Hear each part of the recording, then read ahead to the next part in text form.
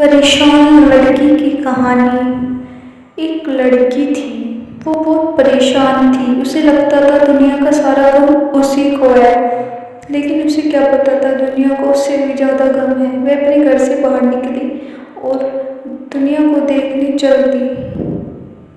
वो अपने घर से थोड़ा दूर ही चली थी, उसे एक लड़का मिला। वह बहुत छोटा था।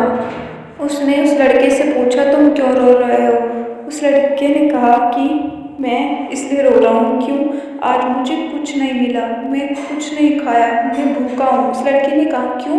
तुम्हारे माँ बाप कहाँ हैं? लड़के ने कहा, मैं अनाथ हूँ, मेरे मम्मी पापा मुझे बचपन में जन्म देकर गुजर गए।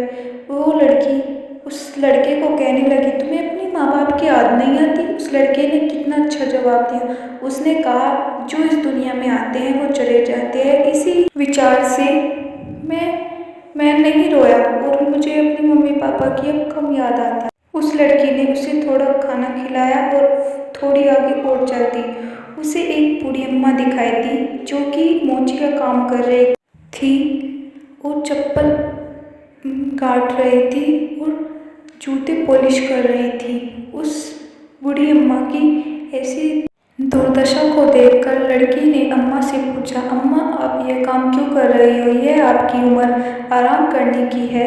बूढ़ी अम्मा ने दुखी से उत्तर दिया कि मेरे बेटे और बहू ने मुझे घर से बाहर निकाल दिया और अपने नाम सभी जमीन करा ली।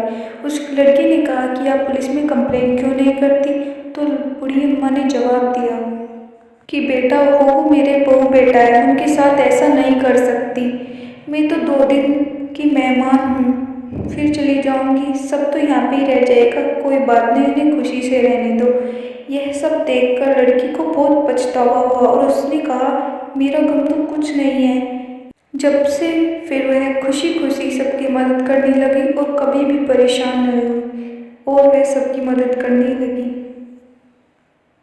इस कहानी से हमें शिक्षा मिलती है कि हमेशा दुख ही नहीं रहना चाहिए, खुश रहना चाहिए, क्योंकि एक ही ज़िंदगी है। ऐसे में दुखी रहने लगे तो खुश कब रहोगे? इसलिए हमेशा खुश रहो, दुख में भी हमेशा खुशी ढूंढो।